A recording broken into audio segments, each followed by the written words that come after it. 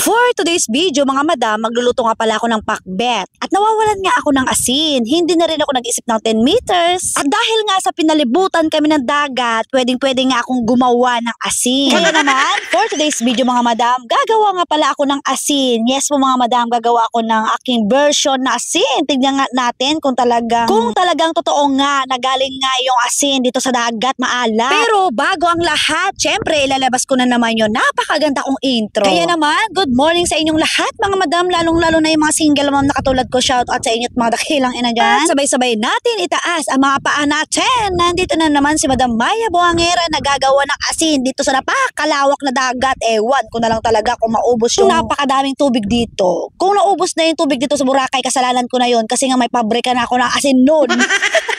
Why not? Libre lang naman yung tubig sa dagat at tubong lugaw ka talaga pag ginawa mong asin to. Anong anggulo? Puro business talaga yun nasa mindset ko. Naku, soon talaga magkaka-business ako. Kaya na nga, pumunta nga pala ako sa medyo hindi malumot kasi nga magsa-summer na kaya medyo malumot-lumot. Okay na okay lang naman yung lumot mga madam kasi nga pag natunaw yan, puting buhangin yan kahit Google nyo pa. Napakadami kasing nagsasabi na yung lumot daw dito sa Boracay ay madumi. Hindi po yung totoo. Video ako dati, ewan ko kung nasaan na. Napakadaming lumot yung binidyohan ko tapos kapag naiinitan siya ng sobra, nagiging puting buhangin. O, diba magic? O, yun na nga in short, nandito na ako sa bahay. O, wag nyo nang tignan yung aking electric pan na lutuan dyan.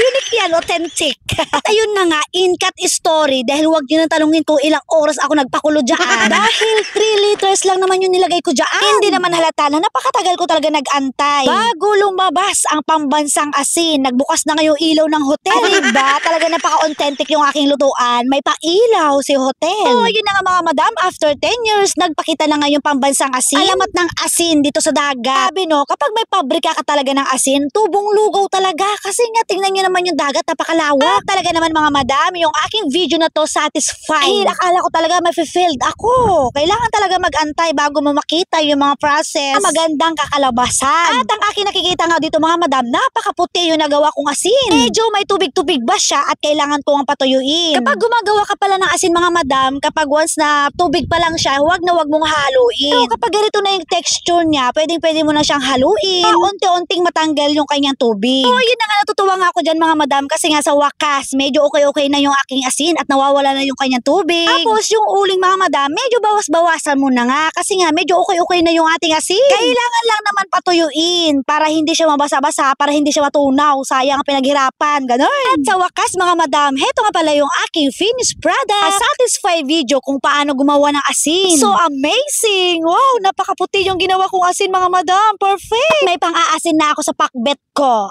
Diba? So ayun na nga mga madam, kung nagustuhan nyo naman yung aking vlog, huwag na kayo mag-isip ng 10 meters. Mag-comment na rin kayo kung nagustuhan nyo ba yung aking vlog na paggawa ng asin. Thank you. Pa-share mga madam. I love you. Bago magtapos, gusto ko lang sabihin na ngumiti kahit napakadaming problema.